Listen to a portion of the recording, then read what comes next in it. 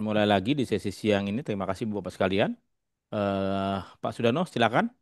Oke, Pak. Terima kasih, Pak Freddy. Kita lanjut lagi, melanjutkan yang tadi. Sekarang masalah underinsured, nilai pertanggungan di bawah nilai sebenarnya. Nah, ini kalau hal tersebut, makanya Bapak Ibu akan ada average clause, di mana sering terjadi harga pertanggungannya itu adalah di bawah harga sebenarnya. Jadi sering terjadi. Saya pernah ngalah waktu dulu ya 98 itu banyak SC tertanggung yang antara eh, ini nilai sebenarnya karena dia pinjam bank. Jadi waktu itu aset dia itu 1,5 miliar. Terus dia pinjam bank 700 juta. Nah, akhirnya yang diasuransikan itu cuma 700 juta. Nah, begitu itu kejadian 98. Loss semuanya. Nah, di situ itu tidak ada juga banker clause. Nah, ini kan dia yang asuransikan kan pribadi. Akhirnya tertanggung itu bingung juga mau nggak saya suruh ngambil. Dia wow, takut dia dikejar bank dan saya bilang yang penting ini klaim kita udah setujuin. Bapak udah setuju bahwa itu average karena tadi. Jadi barang nilai yang dia asuransikan itu 700 juta. Sedangkan nilai sebenarnya udah 1,5 miliar. Makanya kita ambil pro rata perhitungannya. Jadi harga harga harga pertanggungan dibagi adalah nilai saat itu. Jadi 1,5 M, 700 dibagi 1,5 M kali lossnya. Nah, di sini loss keseluruhannya kan dia hanya 700. Jadi akhirnya terjadi prorata.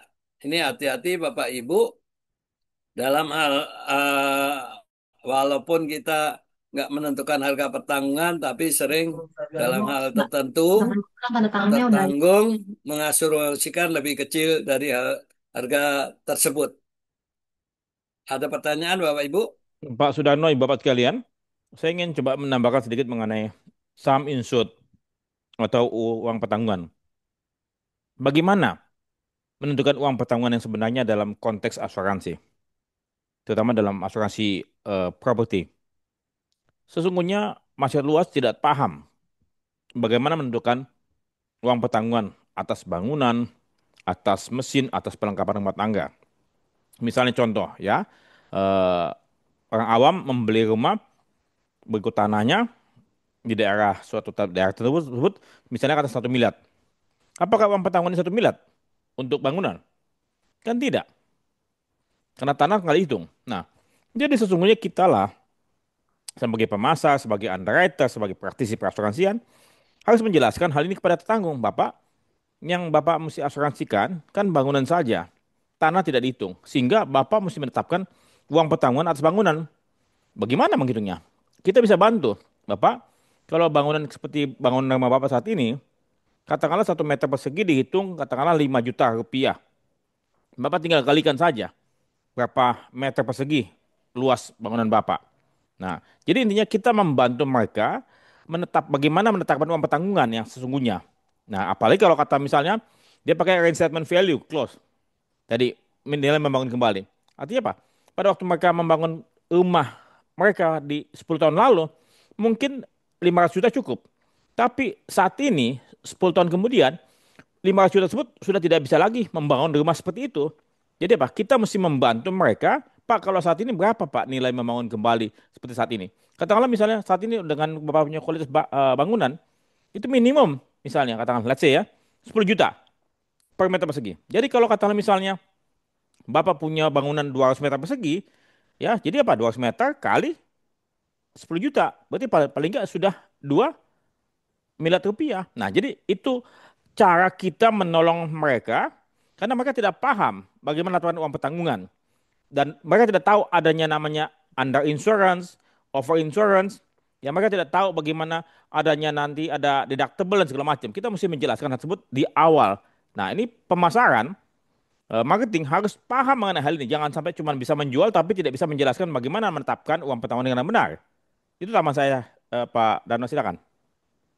Iya, ya, terima kasih Pak. Nah, ini Bapak Ibu, hal itu apalagi di Jakarta itu karena sering harga tanah lebih mahal daripada bangunannya, kalau bangunan lama.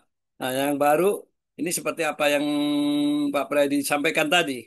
Jadi ini contoh perhitungan daripada nilai tadi. Kita berapa luas bangunannya, berapa meter kali berapa meter kali per meternya berapa. Nah, ini kira-kira ini kalau kita mau ngitung nilai pertanggungan ya Bapak Ibu ya. Ini kalau kita menghitung nilai pertanggungan hal tersebut. Jadi supaya tidak terjadi undershoot. Istilahnya sering di khususnya untuk bank itu antara yang pertanggungannya dengan nilainya udah termasuk tanah ya, tanah itu termasuk tapi padahal asuransi hanya pengenaan. Terima kasih Pak Fedi. Oke, kita balik. Mohon maaf, ini tadi di materi itu nggak saya sampaikan, tapi sebetulnya ada, ya. Oke. Nah, itu kita balik lagi ke underinsured ya, Bapak Ibu ya. Kalau nggak ada pertanyaan, kita lanjut ke 29, specific exclusion.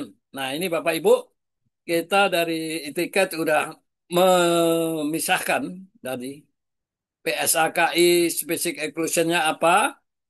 Jadi di sini ada PSKKI, Specific Exclusion, kebakaran akibat kesengajaan, temuan banjir, kehilangan, dan sebagainya, par apa, par keausan, deterioration, dan sebagainya. Penjelasannya ada, apakah itu bisa diindos atau enggak, tadi Bapak Ibu, ya.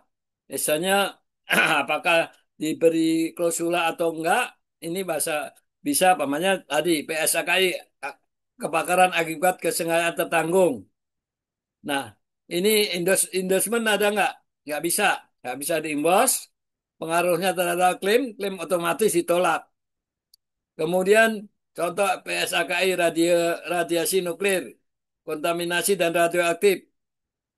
Penjelasannya risiko dengan kaitan bahan nuklir tidak bisa diindos, tidak dijamin secara mutlak. Nah, ini Bapak Ibu kita exclusion occlusion sudah kita eh, namanya apa namanya kita buka bikin eh, anu apa supaya lebih jelas ya. Kemudian pamannya di sini par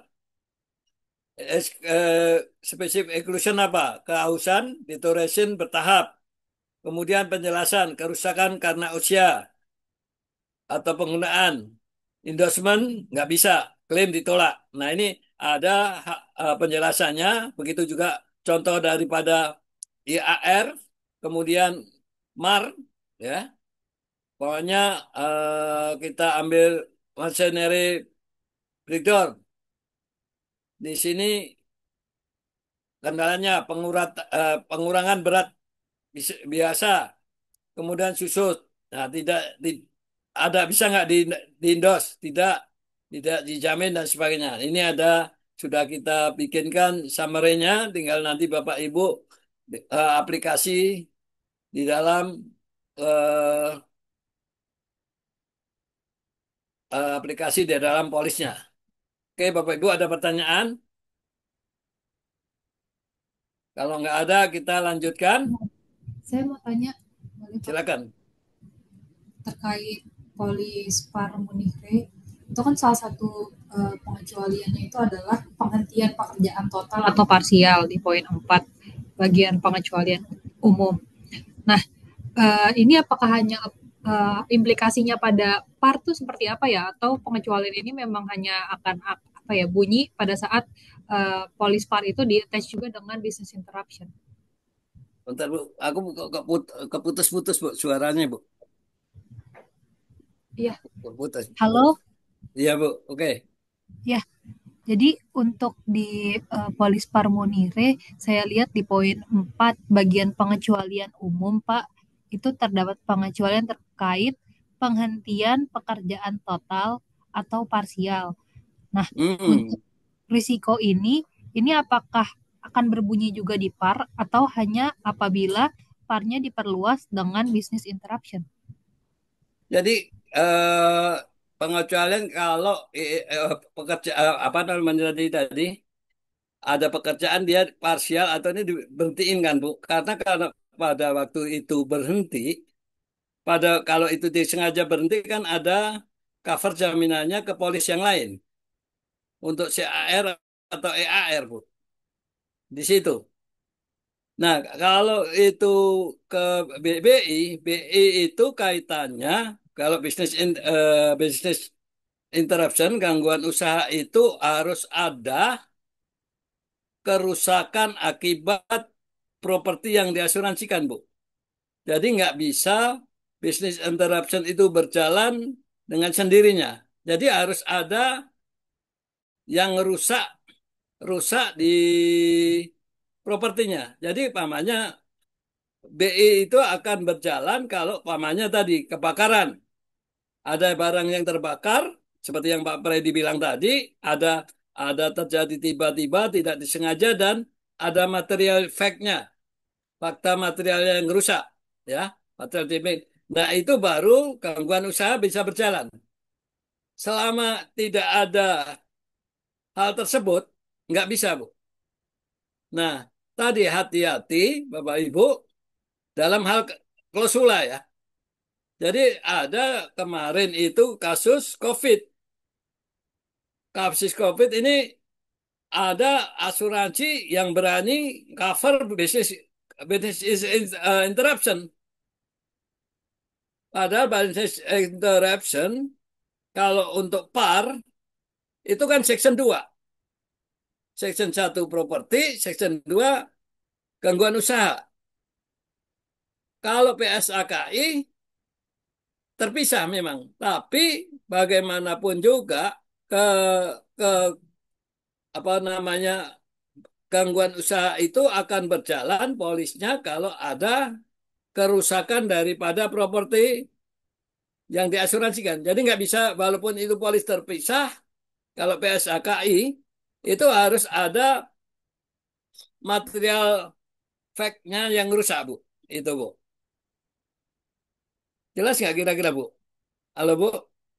Baik, iya Pak. Jadi senangkap saya tadi yang terkait dengan material damage, kalau untuk penghentian total atau parsial itu efeknya mungkin kalau ada case lebih ke arah dia ada penghentian pekerjaan sehingga jadi silent risk, maka itu di-exclude seperti itu Kak Pak. Nah, bisa aja tadi. Sekarang yang menghentikan siapa tadi? Jadi penggantiannya itu harus harus harus jelas juga, Bu. Tadi kan parsial ya. Ini Iya, karena diberhentikan ini karena terjadi loss atau let's memang nggak nggak difungsikan lagi silent rest tadi Bu. Itu bisa, tapi itu nggak akan bisa masuk ke gangguan usaha Bu. betul Itu. betul. Oke Pak, terima kasih. Sedikit Pak Terima Dano kasih. Mohon sama maaf Bu. Ibu Ya. ya. Eh, saya mau coba sedikit menambahkan. Memang betul bahwasannya total or partial cessation of work ataupun penghentian pekerjaan total ataupun sebagian, memang ini lebih tepat di dalam polis CAR ya, ataupun pengerjaan pembangunan konstruksi ya. Jadi sebetulnya relevansinya memang agak sedikit gamang ya. Kalau kata misalnya ada pekerjaan pembangunan, ada pekerjaan konstruksi, kan semestinya tidak bisa masuk dalam polis PAR kan, kalau misalnya masih ada pekerjaan konstruksi, betul Pak Darno ya.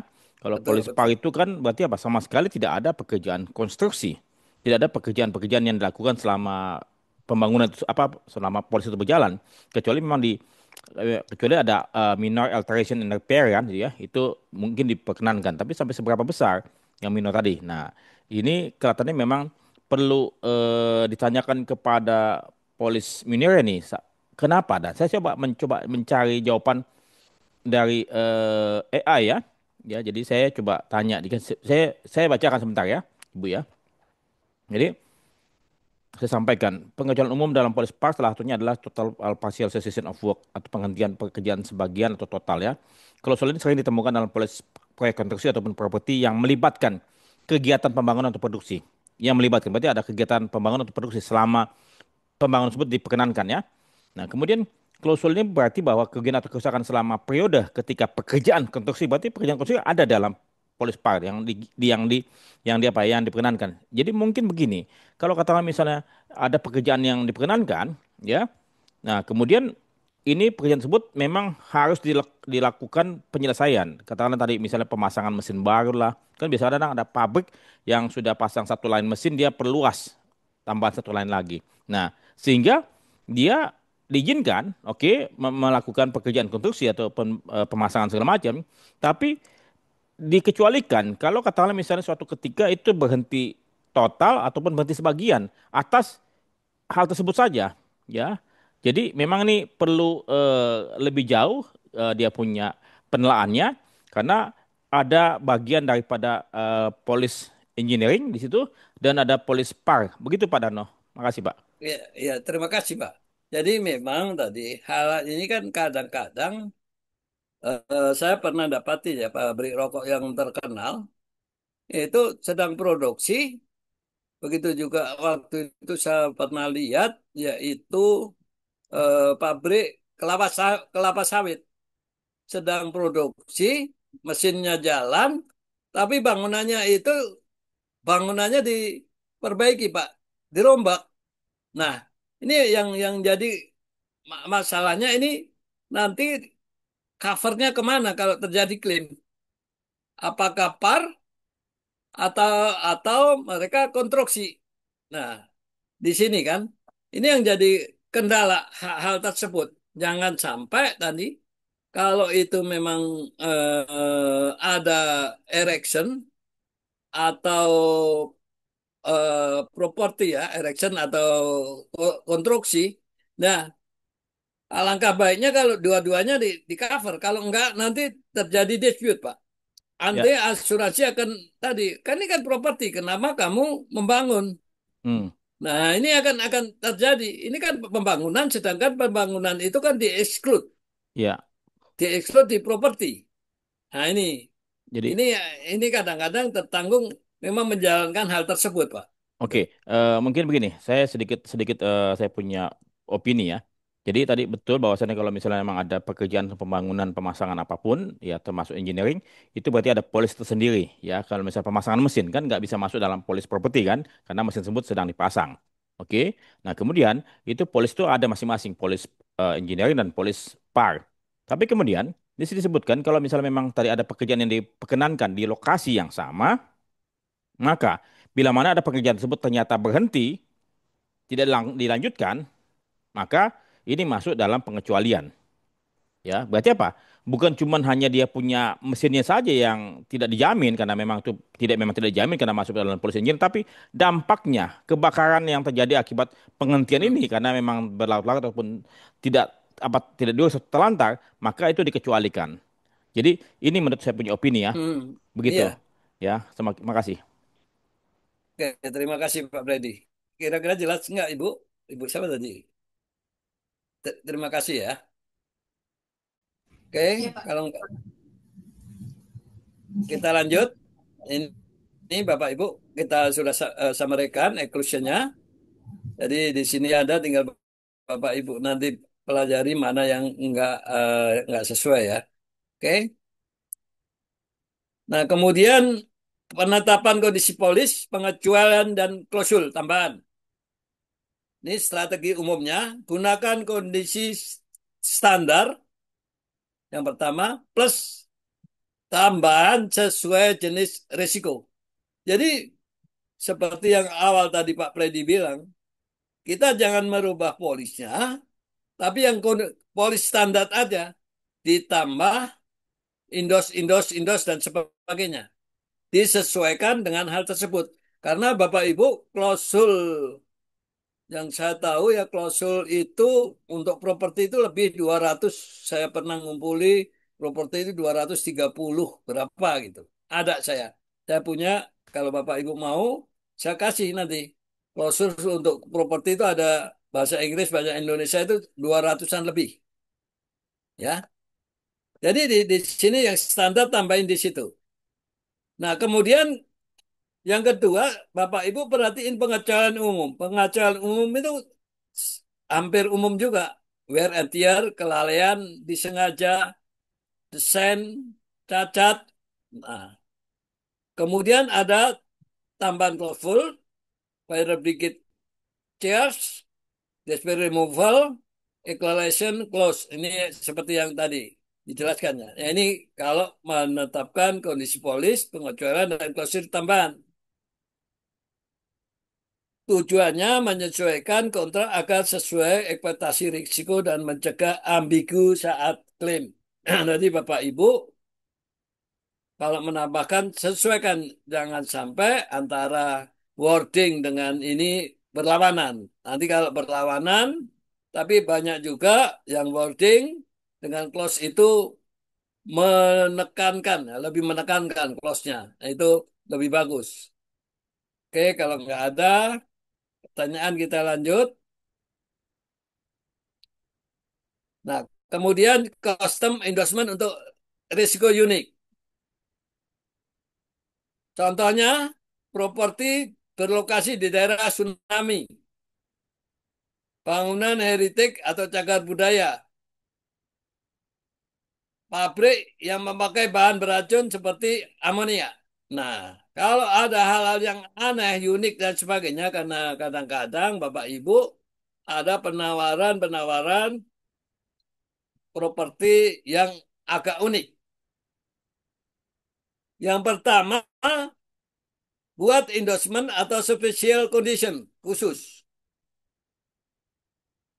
Kemudian berkoordinasi dengan legal atau departemen teknis untuk redaksinya. Jadi bisa Bapak Ibu membuat klausul tertentu yang disesuaikan hal tersebut. Makanya saya sampaikan tadi, hati-hati, banyak klausul hanya judulnya nanti isinya berbeda. Judulnya bisa bersama, isinya bisa berbeda. Nah, ketujuannya untuk memperjelas tanggung jawab pihak asuransi dan tertanggung. Nah, ini di sini. Jadi kalau itu daerah tsunami dan sebagainya, Bapak Ibu harus jelaskan. Pamannya tsunami, Bapak Ibu punya peta gempa, peta dan sebagainya. Nah, dari situ Bapak Ibu bisa pelajarin di situ. Nah, dengan memberikan klausul-klausul atau special condition. Nah, kalau itu special condition, nah Bapak Ibu harus tadi kita berkoordinasi dengan legal dan departemen teknis untuk redaksinya. Makanya, oke Bapak Ibu, ada pertanyaan? Kalau nggak ada pertanyaan, kita berlanjut. Strategi menghadapi high risk, high asset. Contoh, industri kimia, pabrik kembang api, tempat penyimpanan BBM. Langkah pertama, kalau Bapak Ibu tadi material fact-nya kurang jelas, survei mendalam dan evaluasi independen. Jadi Bapak Ibu bisa menggunakan surveyor sendiri atau surveyor independen. Jadi karena mereka kalau independen, surveyor independen dan sebagainya, pengetahuannya luas dan sebagainya, jadi mereka lebih paham. Memang harganya mungkin lebih mahal, ibu-ibu. Ya. Nah, dari hal ini, terus terang kalau yang high risk atau big risk, ini perlu survei. Tapi ya tadi kadang-kadang asuransi tertentu itu follow asuransi leader. Ah, leadernya asuransi ini punya surveyor gini-gini. Nah, dia ngikutin. Nah, kadang-kadang yang menjadi masalah ini harusnya kue kue kue bagus, ibu ngambilnya hanya sedikit. Karena bisnis itu kan ada daging, ada tulang, ada duri. Nah, yang mana yang Bapak Ibu ambil? Nah, tadi Bapak Ibu harus mengetahui tadi survei dengan mendalam. Tahu underwriter dan sebagainya. Jadi Bapak Ibu ke surveyor pun harus menekankan, saya tolong dilihat A, B, C, D, dan sebagainya. Kemudian gunakan proteksi asuransi lapis, ya, yang utama dan excess layer. Jadi kalau bisa tadi Bapak Ibu asuransikannya atau reas pun perlu juga pakai excess loss. Jadi yang satu pamannya melalui treaty atau fakultatif, yang satu juga Bapak Ibu harus excess loss supaya kalau terjadi apapun Bapak Ibu aman. Kemudian terapkan deductible tinggi, sublimit, dan premi lebih besar. Kemudian batasi exposure, coverage terbatas dan di cover sebagian. Ini. Jadi kalau Bapak Ibu menghadapi high risk.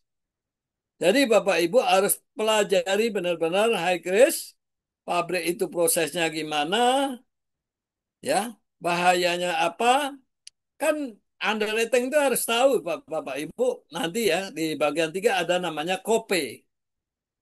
Ya, KOPE atau POPE. Di situ. Konstruksinya gimana, proteksinya gimana, okupasinya gimana, eksposurnya gimana. Nah ini nanti Bapak Ibu akan kita sharing di bagian 3. Sebelum masuk ke bagian 3.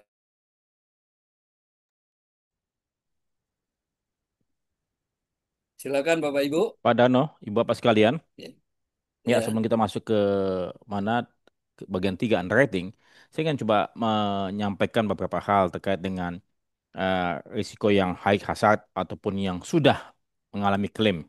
Ya, seringkali Anda semua para underwriter, ya para underwriter nih, ya itu melihat ataupun mencari tahu berapa loss ratio ataupun pengalaman klaim di masa-masa lalu. Ya, jadi katakanlah misalnya begini. Ya, ada tiga penawaran yang Anda terima. Ya, pertama resiko A. Resiko A ini sama sekali semenjak dari awal tidak pernah mengalami klaim. Katakanlah sudah berdiri 20 tahun. Oke, ini resiko A. Resiko B itu pengalaman klaimnya eh, baru saja kejadian. Baru saja kejadian, katakanlah cukup besar.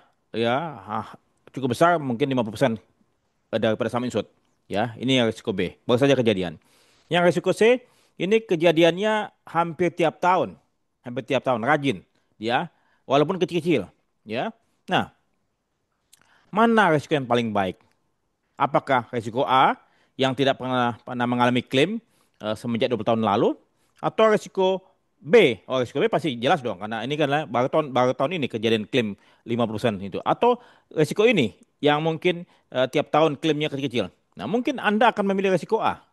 Tapi apakah benar risiko A ini paling baik dibandingkan B dan C?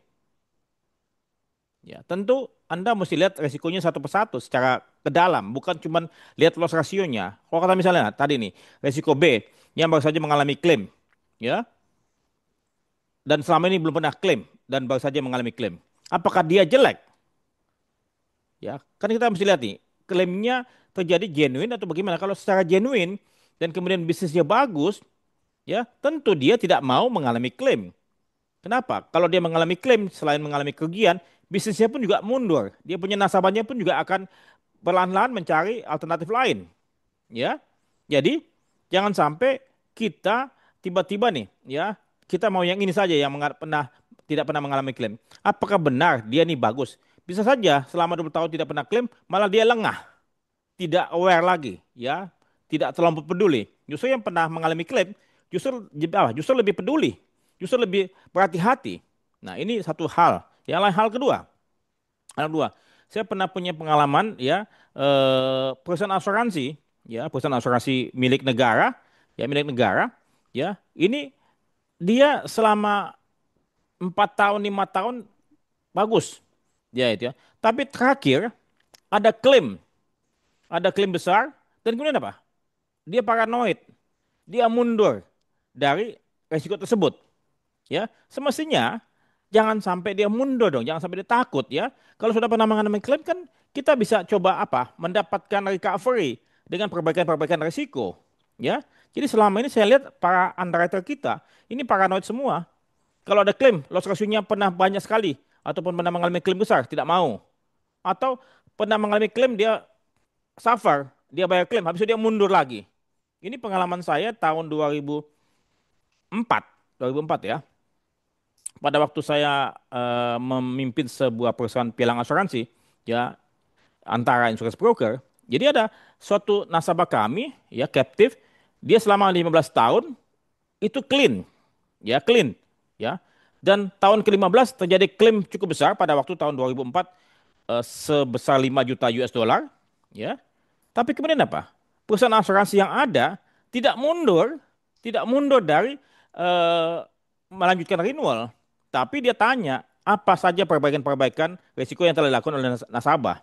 Karena dia tahu nasabahnya baik dan dia tahu nasabahnya risikonya benar-benar bagus. Ya dia tahu moral hazardnya dan karakternya nasabah bagus.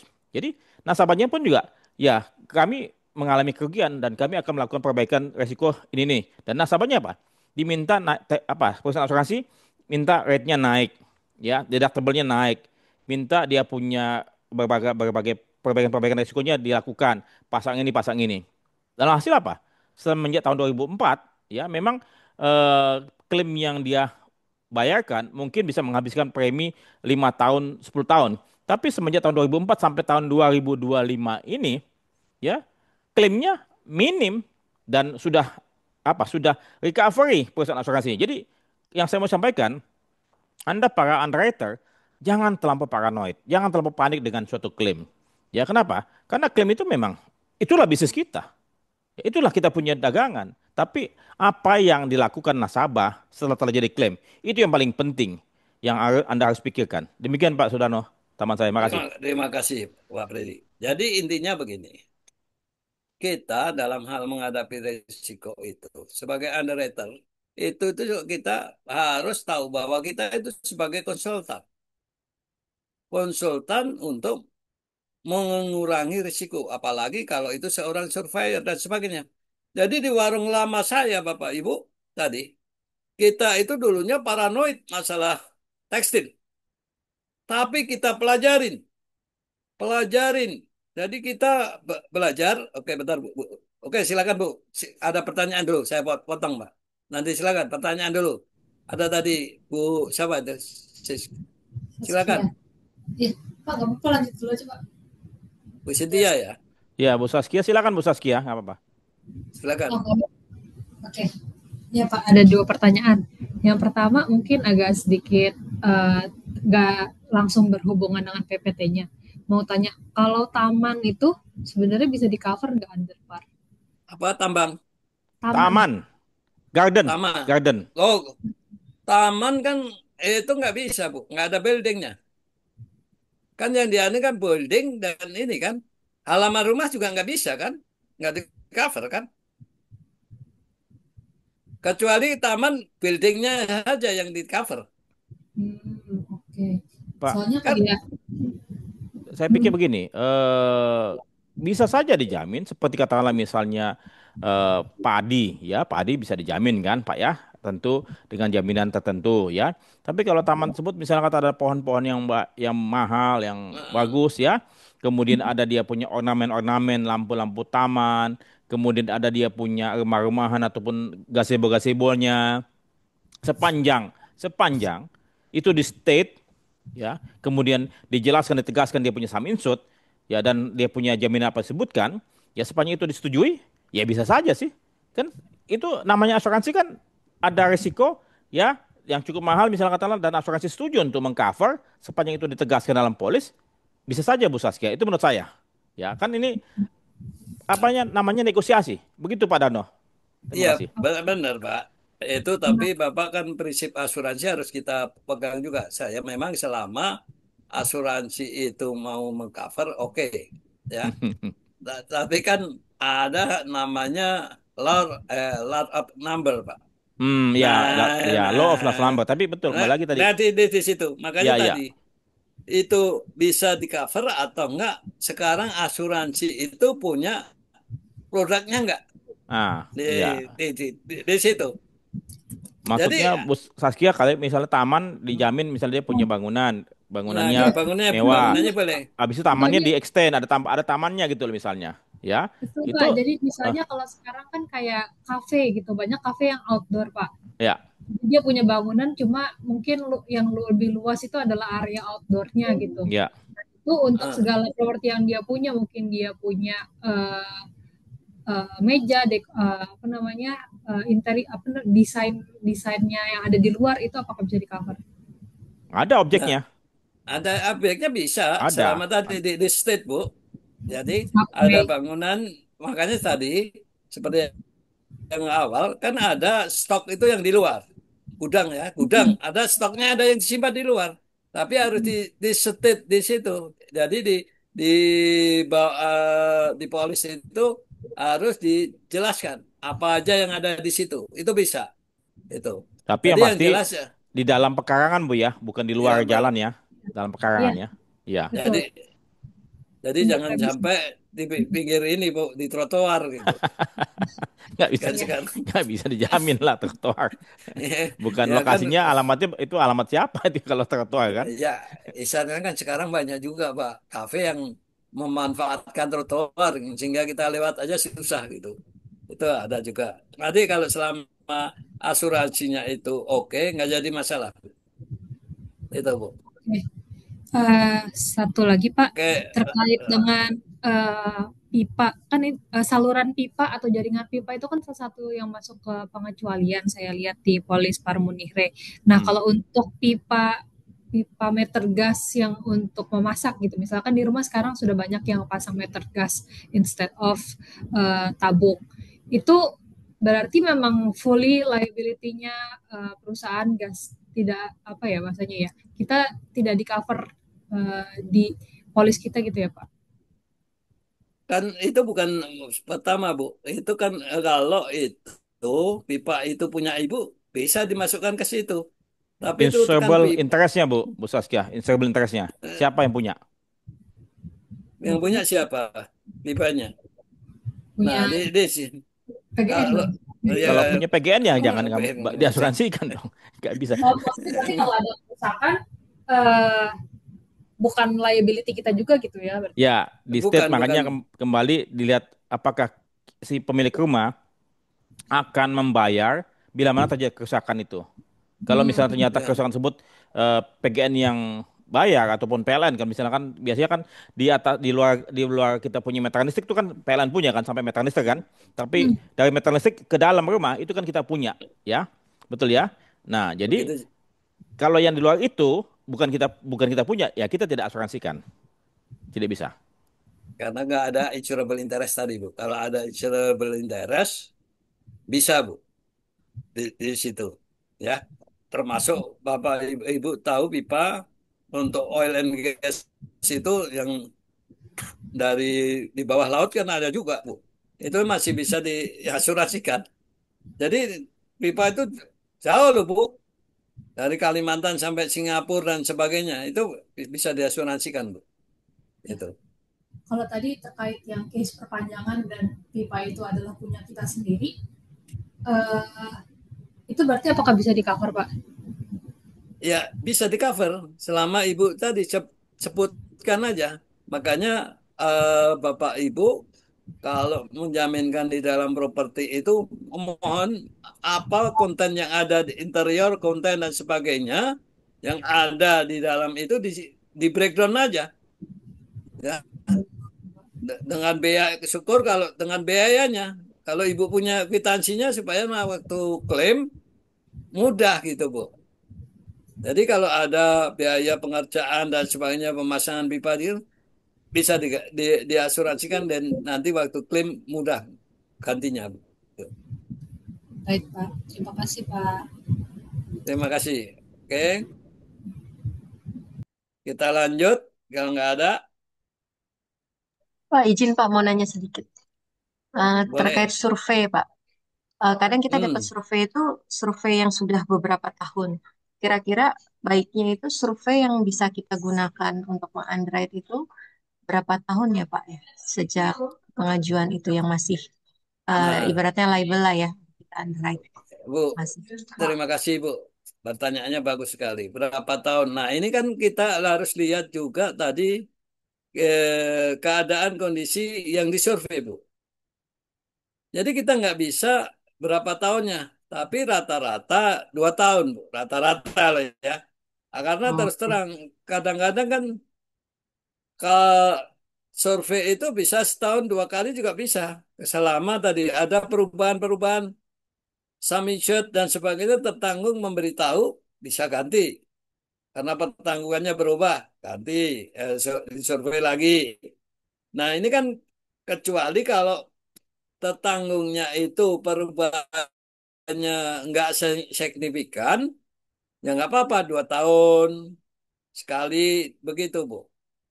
Ya paling tidak ya 2 tahun sekali, Pak ya itu rata-rata memang 2 tahun sekali Bu. Itu Bu. Kalau kita misalnya gini Pak, kan kadang dari broker susah banget tuh Pak dapat survei report ya.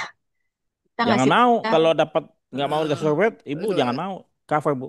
kalau pakai subjectivity kuat nggak sih Pak? Misalnya apa ya, satisfactory survey report gitu. ya Disusahkan bisa gitu aja Bu. gimana? Subjek kan ada subjectivity. Bisa polis batal dengan hasil survei yang tidak memuaskan. Boleh. Subjectivity di Oh, oke. polis boleh Bu. Eh, Kuat Ada ya berarti ya. jadi begini, buat. Bu Eka sama Pak Darno, ya, saya sedikit berbeda terkait dengan opini tadi ya. Jadi begini, semestinya sebelum kita menerbitkan polis, kita sudah tahu dulu risiko apa yang kita cover, yang kita jamin itu dulu, ya. Jangan sampai kita cover, kita belum tahu apa risikonya, kan itu, ya. Itu satu. Kemudian pakai subjectivity. Subjectivity apa? Satisfactory survey report. Apa tuh satisfactory survey report? Apa detailnya? Apanya dia punya definisi terminologinya? Ya. Kapan itu dilakukan survei? Jadi kalau kata misalnya terbit polis di sini, kapan di surveinya? Kalau terjadi klaim di tengah-tengah, bagaimana? Sehingga apa? Ambigu lagi, dispute lagi, ya. Sebaiknya ini secara practically, best practice-nya, Anda mesti paham dulu resikonya sebelum bikin polis. Kalau tidak, Hmm, kalau tidak, ini ilmu ilmu kita nggak kepake gitu loh. Begitu Bu Eka. Makasih. baik. Iya, Terima kasih. terima kasih Pak Freddy. Memang di situ itu. Nah, ini kadang-kadang saya ngerti di lapangan, ini broker atau tetanggung Hmm. memaksakan diri untuk di cover duluan. Nanti laporan surveinya belakangan. Nah, ini akan terjadi begitu. Begini, saya mau coba sampaikan ya. Nah, Kenapa? makanya Kenapa harus di belakangan? Kenapa mereka nggak lebih awal sebelum jatuh tempo? Kenapa nggak beritahu kepada kita 3 bulan sebelum jatuh tempo sehingga kita bisa melakukan survei? Ya, kenapa pada ada apa last minute dia minta kita confirm cover subject to satisfactory survey? Kok berarti apa? Kita nih, mohon maaf ini ya, secara logika hmm, gitu ya. Berarti apa? Kita nih istilah pilihan terakhir. Mungkin mereka selama ini udah ditolak-tolak sama yang lain gitu loh. Itu betul dulu. betul. Ya, Benar kita benar di Pak. pilihan terakhir dan kemudian kita Benar. dipaksa. Entar Hmm, dulu. Ya kok kenapa kok last minute kasih gua? Mestinya kan lu udah tahu jatuh temponya kapan. Ya lu kasih waktu gua dong. Paling nggak survei terlebih dahulu. Intinya kalau kita belum tahu resikonya, jangan terbitkan polis. Intinya begitu Bu Eka. Makasih. ya terima kasih Pak Freddy. Memang eh, di lapangan bermacam-macam ya Pak ya. Saya pernah mengalami juga Pak Freddy. Itu saya nggak boleh survei oleh broker tertentu. Nggak boleh survei. Nggak Kalau boleh survei. itu bukan kalau yang survei saya Hmm. semua bisnis dicabut. Nah ini pernah terjadi. Waduh, Pernah kok terjadi. jadi Bapak Ada Bapak dilarang survei? dilarang survei untuk line bisnis dari mereka. Itu pernah Oh, terjadi berarti di apa? warung. Dia something wrong Ah, dong. ah, Berarti ah. kita curiga dong. Kenapa kok dia Benar. tidak mau disurvey? Tadi di kenyataannya ini kita Ya ini bisa buka-bukaan, kita diskusi nggak buka-bukaan. apa-apa. Ah, ya suatu saat karena waktu itu Taman Anggrek Pak, saya cerita itu. Oke, ya, dulu. Tahu saya tahu brokernya mana, saya tahu. Ya, waktu itu saya bilang ini kondisi begini begini begini nggak lama lagi akan terjadi klaim di genset. Kedua, nggak lama lagi trafonya akan kebakar, gitu kan? Saya tulis di laporan survei. Akhirnya oleh underwriting itu kita covernya dikecilin, Pak. Ya zaman dulu dikecilin, jadi hanya berapa persen gitu kan. Nah, bosnya mereka marah-marah. Marah-marah bahwa ini apa namanya, kenapa kalian mengambil ini apa namanya, eh, jaminan ini cuma kecil gitu. Harus ngancam kalau yang survei dia semua akan dicabut. Nah, alhamdulillah Pak. Alhamdulillah Pak Freddy. Nggak Nggak jadi ya, lama nggak jadi begitu cover kan? dua ke, ah, jadi di cover. Hmm, Tapi kita ngambil kecil. hmm, Akhirnya 3 bulan kemudian gensetnya kena klaim. klaim Hmm, 15 miliar. hmm, Kemudian trafonya kena trafonya itu hmm, 10 miliar. hmm, Habis itu boleh lagi. Jadi ini kejadian ya. hmm, Ini istilahnya bukan saya mengada, ini kejadian sebenarnya Pak hmm, hmm. di situ, di situ. Jadi Nah, ini contoh aja Bapak Ibu. berarti apa? Survei harus dilakukan, harus dipahami. Tapi kemudian memang surveyor yang diutus ke sana harus betul-betul punya kompetensi yang memadai. Jangan cuma bisa Betul, hanya betul. bikin report yang bagus, tapi dia tidak tahu risikonya benar. Ya, Nah, banyak betul saat Pak. ini yang terus saja, mohon maaf ya, kita punya surveyor saat ini itu mungkin ya orang biasa, kemudian disuruh survei-survei saja, tapi dia tidak dibekali ilmu-ilmu pengetahuan yang memadai, ya Nah, sehingga akhirnya tidak bisa mendeteksi mana yang apa properti yang akan mengalami risiko atau mengalami klaim gitu loh. Nah, ini yang saya pikir perlu dibekali. Jadi underwriter kan tidak bisa melihat secara langsung, ya matanya underwriter lah survei tersebut yang perlu memang dibekali. Kalau enggak nanti kan Anda dipersalahkan sebagai underwriter. Kok lu terima risiko jelek ini dia punya gensetnya 15 miliar klaim. Pro habis itu dia punya teleponnya 10 miliar. Berarti apa? Yang disalahkan siapa?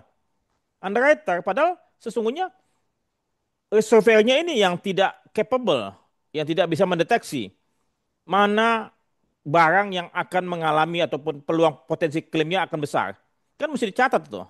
Nah, sehingga memang ini kerjasama antara risk sovereign assessment itu dengan underwriter betul-betul mesti klop ya. Jangan sampai nanti underwriter disalahkan karena terima risiko jelek. Padahal risk surveyornya yang tidak kompeten. Begitu Pak Dano ya. betul. Ya, ini agak saya tambahin lagi Pak. Ini pernah kejadian ya, 2 tahun yang lalu ya kalau nggak salah itu. Itu ada perusahaan BUMN minta saya survei ulang. Laporan survei yang mereka berikan itu adalah property all risk. Hmm, Laporan padahal tadi Sia sedang membangun pabrik hmm, nikel hmm, oleh Reas tadi Pak. Dia sama tertanggung orang ngeluarin polis, Reasnya di luar negeri mengembalikan, nggak mau. hmm. Akhirnya Reas luar negeri kan hold Ya, dipospon, mengembalikan, dipospon. dipospon. Hmm, Nah, covernya asuransi ini akhirnya mengembalikan premi juga ke tertanggung. hmm. Tertanggungnya mencak-mencak. Jadi tertanggung benar-benar. Kenapa di ini. Akhirnya saya diminta survei ke sana. Ke pabrik nikel di Sulawesi ya. Nah, ini terjadi. Gini, bayangkan aja.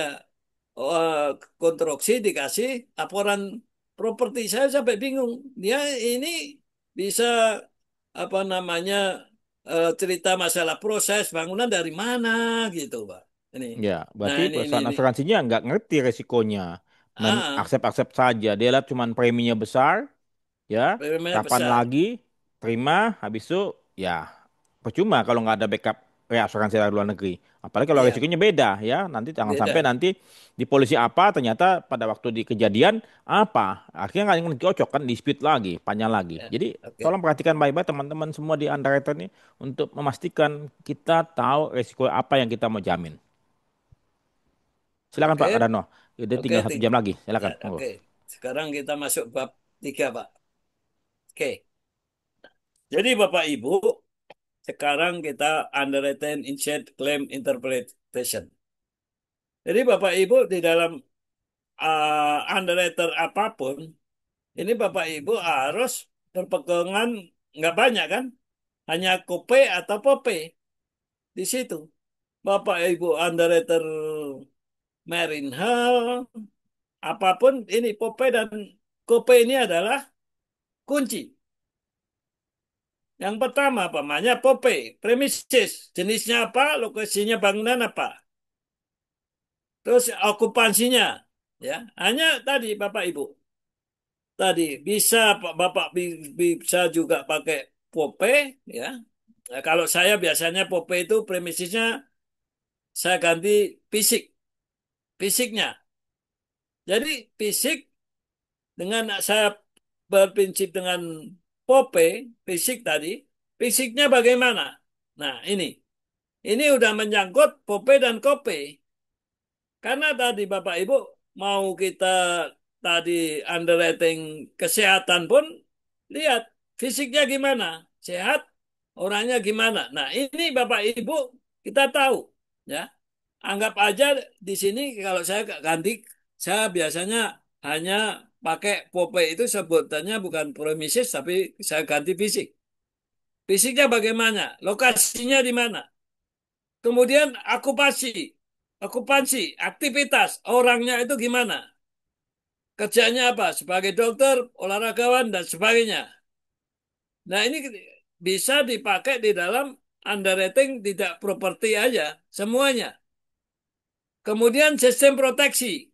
Nah, proteksi ini kalau saya ada proteksi aktif, proteksi pasif, dan manajemen.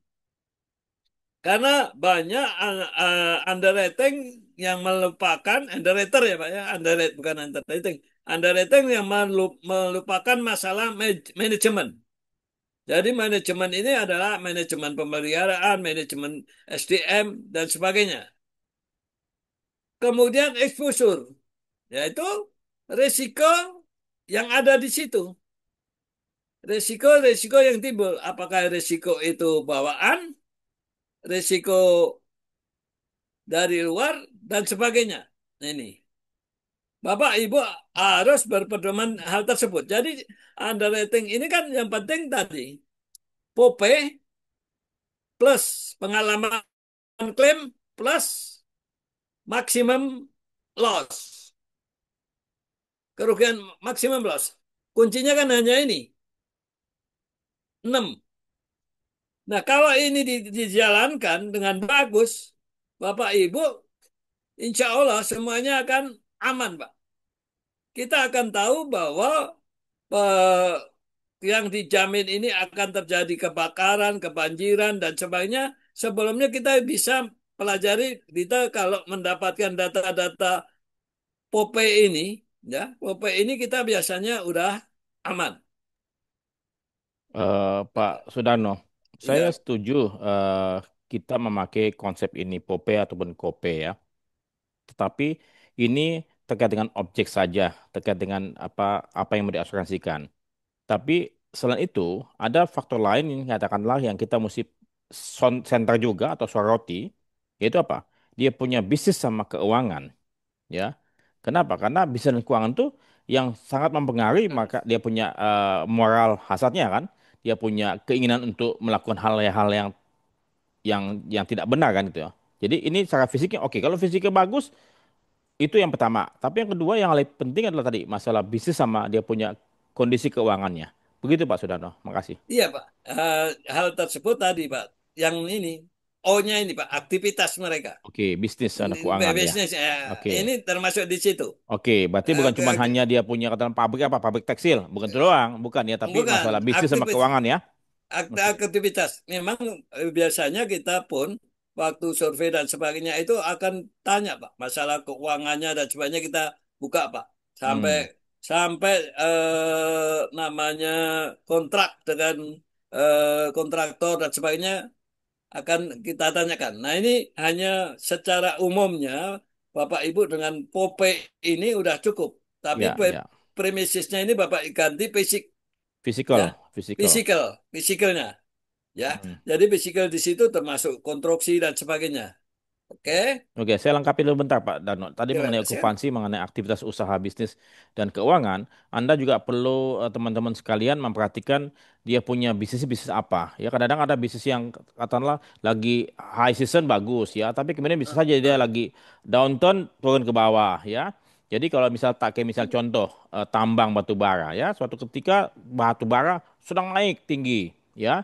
Berarti apa? Pangsa pasarnya permintaan tinggi sekali sehingga Mm-mm. mungkin dia punya moral hasratnya bagus. Tapi pada waktu suatu ketika lagi jatuh ke titik bawah, nah ini yang katakanlah Anda mesti betul-betul memperhatikan. Jangan sampai kita pun juga luput tidak memperhatikan hal tersebut dalam industrinya. Ya, jadi industrinya sedang naik daun atau sedang turun, itu mesti diperhatikan. Makasih Pak. Terima kasih. Memang hal-hal di situ tuh kita selalu menanyakan hal tersebut, Pak. Ah, Ya, tadi gunanya kita tahu QYC tersebut. Jadi kita harus tahu kalau perlu kita tanya Mbah Google, perusahaan itu apa dan sebagainya. Oke, kita lanjut. Nah, di sini. Di sini kelanjutannya Bapak Ibu. Ini kira-kira apa sih? Oh, struktur bangunan. Bapak Ibu di sini Pak ini untuk properti ya Bapak Ibu ya, yang terkait properti. Mau kapal mau apapun mesti tanya. Materialnya apa? Usianya apa? Standar konstruksinya gimana? Nah, ini pasti ada ya. Mau pesawat, mau satelit, mau kapal, mau yang ada properti. Esenya properti itu eh, harta benda ya. Nah, ini kita harus lihat. Kemudian risiko kebakaran. Sistem proteksinya apa? Aktif, pasif, terus sumber panasnya di mana? Kalau makanya kalau saya tambah di risiko ini adalah manajemen. Manajemen itu main sekali. Kemudian risiko banjir. Ada gempa bumi, lokasinya gimana? Geografisnya, elevasinya, tanah dan sebagainya, mitigasi strukturnya gimana? Kemudian risiko listrik, instalasi, pemeliharaan. Nah, Bapak Ibu, kita kalau berbicara masalah listrik, kenapa konslet? Bagaimana mencegah hal tersebut, Bapak Ibu? Jadi listrik itu terjadi short circuit itu karena kelebihan beban dan masalah pemeliharaan. Kalau alat listrik itu dipelihara dengan baik dan bebannya tidak melebihi, aman Bapak Ibu. Jadi alasan konslet apa namanya short circuit itu buat saya kalau kebakaran karena short circuit itu alasan yang mengada-ngada. Karena apa? Semua peralatan listrik itu hidupnya harus di konslet, Bu. Plus sama minus harus ditemukan. Jadi kalau plus sama minus itu harus ketemu. Coba Bapak Ibu punya handset. Bapak itu putus satu kabel akan nggak bisa. Nah ini Bapak Ibu. Jadi kelebihan beban. Makanya Bapak Ibu nanti kenapa kita selalu nanya dia daya terpasangnya listrik berapa? Nah, dari situ Bapak Ibu tinggal kalau itu 80% dari terpasang aman Bapak Ibu. Karena apa? kesalahan kita membaca daya listrik. Daya listrik itu terpasang volt ampere, bukan watt ya. Volt ampere. Volt kali ampere. Jadi bukan watt. Orang ditanya, listrik berapa? 100 watt. Nah, udah salah. Jadi volt ampere jadiin watt itu kira-kira 0,7 sekian. Jadi kira amannya 80%. Jadi Bapak Ibu sebagai underwriter, pokoknya itu kalau dayanya lebih besar dari eh, eh, daya terpasang pemakaian, nah ini bahaya. Begitu juga Bapak Ibu cukup lihat pemeliharanya. Kemudian aktivitas operasional, Pak Dano produksi. sebentar. Pak Ya Dano Pak. sebentar. Bagaimana underwriter mengetahui bahwasannya kepasang sepasang tadi Bapak bilang VA ya, volt ampere atau biasanya kan ada kilo volt ampere kan ya. Itu Ya. bagaimana underwriter mengetahui KVA-nya dari mana, Pak? Kan dari laporan kita bisa lihat, Pak. Kalau itu surveyor kan lihat di MCB. MCB-nya. Itu ada MCB tertulis itu ya? gede. Ada tertulis di Tertulis. situ. Tertulis ya? Ada 6 ampere. Jadi di Oke. MCB tertulis 10 Oke. ampere. Nah, dari situ tinggal kali 0,8. tegangan, 0,8. voltnya. Contoh, tegangannya kayak gimana? Tegangannya. Tegangan di rumah kan 220 Oke, 220. Oke. kali Kemudian MCB yang terpasang berapa ampere. katakanlah berapa biasanya? Ya tadi kalau Bapak bilang 900 watt, Hmm? kadang-kadang orang Hmm. bilang 900 watt kan? Ya, Itu enggak 900 watt, Pak. betul. Biasanya hanya 220 kali 4. Hmm. Berapa itu? 880 880. volt ampere. Ya, 80 volt ampere itu ya. Oke. Ah, kalau Kemudian menjadi watt harus kali rho, Pak. oke. Nah, Efisiensinya 0,7 sekian, lupa kan. berarti Gua buat. otomatis ini reservoir-nya harus paham nih ya mengenai tadi beban listrik dan segala macam. Ah, Dan kemudian kalau kelebihan beban artinya apa? Listrik yang masuk itu lebih besar dibandingkan alat tersebut, Pak ya. betul, betul, Pak. Nah, Gunanya itu, berarti Pak. otomatis apa? Kita mesti memahami, mengetahui bahwa alat yang dipakai di dalam suatu bangunan apakah memadai atau tidak dari listrik yang masuk, Pak ya, begitu ya. Kalau Betul, betul, enggak, Pak. ini semua akan rusak. Nah, ini berarti apa? Mesti pelajaran khusus nih, Pak, mengenai risk survey ini, Pak. Betul, betul, Pak. Jadi para Dan underwriter pun juga mestinya paling enggak aware lah ya. Mungkin nanti Pak Dano bisa bikin tulisan, Pak, oke, mengenai Pak. listrik ini, Pak. Makasih, Pak Oke, Dano. terima kasih. Kemudian aktivitas operasional. Nah, Bapak Ibu, yang pertama masalah produksi. Kita harus tahu aktivitasnya. Begitu juga penyimpanan. Nah, ini penyimpanan banyak juga yang salah kaprah. Bapak Ibu menyimpan barang itu ada aturannya. Aturannya apa? Ini bahannya apa? Apakah ini padat, cair, gas, nyimpannya berbeda. Jadi kalau itu barang namanya padat, menyimpannya aja nggak boleh, Pak, dekat dinding.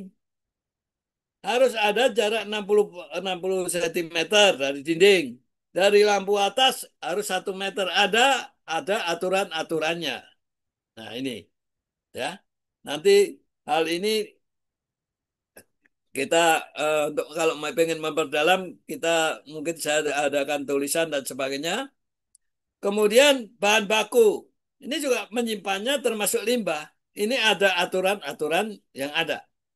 Ya. Termasuk tadi proteksi aktif dan pasif ada aturannya. Kemudian akses keamanan, sistem keamanan, kontrol akses. Ya. Jadi Bapak Ibu tidak sembarang orang itu masuk ke suatu lokasi nggak bisa. Bapak Ibu ke lokasi tertentu di Sapam itu Bapak Ibu di samping eh, mendaftar ke Sapam, Bapak Ibu harus dapat namanya training safety induction kalau Bapak Ibu datang, khususnya oil and gas. Bapak Ibu pasti di situ di training dulu berapa menit baru boleh masuk. Kemudian dokumen dan kepatuhan. Nah ini kira-kira Pak hal-hal inilah yang penting seorang underwriting harus tahu, yang ditanyakan ini, Pak. Nih, ada pertanyaan? Kalau enggak, kita lanjut. Nah, ini Bapak Ibu. Evaluasi risiko properti. Identitas properti, nama pemilik siapa? Lokasinya di mana? Jenis propertinya apa? Ya,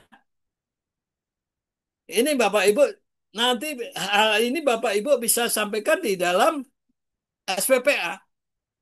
Di SPPA ada nama pemilik, lokasi, jenis properti, tipe bangunan, kelas satu, kelas 2, kelas 3, fungsi bangunan, gudang, pabrik, kantor, pusat data, mal, dan sebagainya. Nilai nilai pertanggungan, ya, nilai penggantian, nilai pertanggungan mesin, stok. Nah, ini Bapak Ibu jabarkan.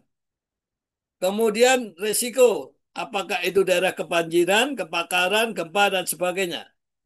Nah, sebetulnya saya punya peta banjir. Sayang itu Bapak Ibu, sebetulnya kalau Bapak Ibu, saya datanya punya, data peta banjir beberapa kota besar, Semarang, Jakarta, Surabaya, Medan, itu untuk membuat peta itu nggak murah. Cuma datanya ada, nggak pernah saya pakai karena tadi saya udah nggak hal ini, Pak. Pak, Saya punya Pak itu. Dono, kalau nggak Bapak punya, Bapak kasih ke kami, nanti kami akan berikan kepada teman-teman yang ikut event pada hari ini. Begitu Pak Dono ya? Gede, Pak. Gede ya? Tapi Bapak Ibu harus punya namanya ARGIS. Oh, Jadi oke. dulu mau saya hubungkan dengan Google Map, nggak Hah? jadi karena terlalu mahal. Google Map itu per kilometer 160.000 waktu itu. Oh, jangan-jangan Terus ya. akhirnya nggak saya hubungkan, hanya peta, tapi itu valid Pak, valid Hmm, karena berdasarkan peta banjir itu bukan saya peta dari PU, enggak, hmm, saya ambil data itu dari Angkatan Darat justru Pak. oke. Elevasi tanah, terus tinggi tanah, turun tanah, kita kasih air sekian, itu kita tahu. Jadi itu bagus sekali lah. Dan kalau ada yang mau, silakan datanya mungkin masih ada saya. Ya, ya. Itu Boleh Pak, dari nanti warung lama. nanti kalau Ibu Bapak sekalian berkenan untuk mendapatkan data ataupun informasi lebih lanjut yang Pak Dano sampaikan, bisa hubungi sekretariat kami untuk kami komunikasikan dengan Pak Dano untuk disampaikan kepada Ibu Bapak ya. Begitu Pak Dano ya. Makasih Pak. Siap, siap, siap. Monggo. Jadi, kemudian sistem proteksi, alarm, hidran, dan sebagainya.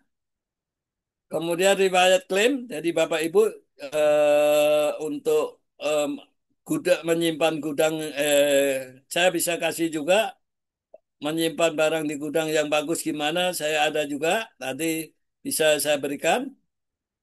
Kemudian biasa riwayat klaim, kepatuhan peraturan IMB, sertifikat layak fungsi dari Bapak Ibu waktu bangun bangunan, nanti Bapak Ibu harus tanya.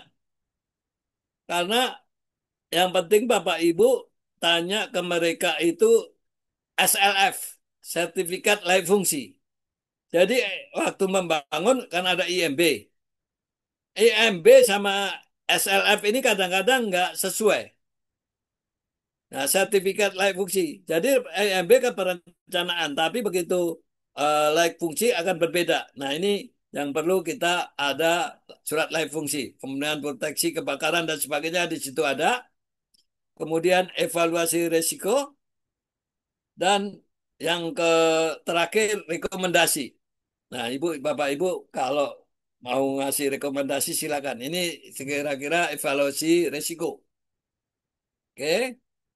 Nah, ini Bapak Ibu template ini bisa Bapak Ibu kasih skor ini secara underwriter, struktur bangunan, material A, B, C, D. Nah, ini sebetulnya saya pernah bikin juga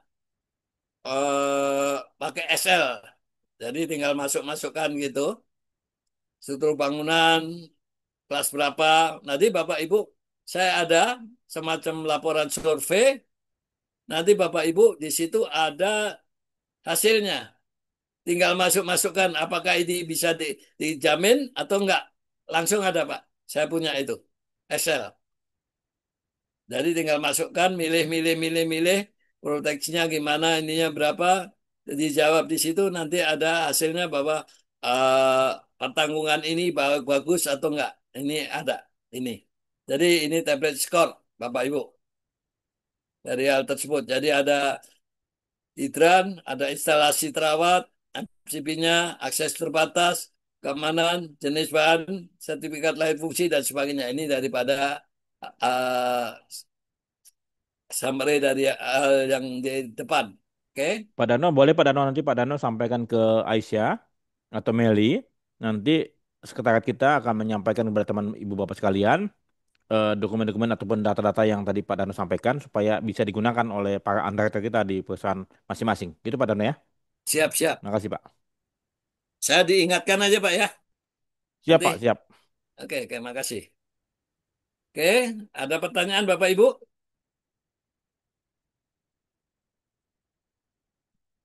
Nggak ada pertanyaan? Kita lanjut. Nah, tantangan umum dalam underwriting properti. Tadi, kurang data lengkap dari calon tertanggung. Ya, jadi datanya tidak lengkap. Penilaian risiko yang subjektif karena minim survei. Ya. Kemudian ada tekanan produksi dari marketing untuk menerima risiko berbahaya. Kemudian ada undershoot dan kesalahan menetapkan TSI.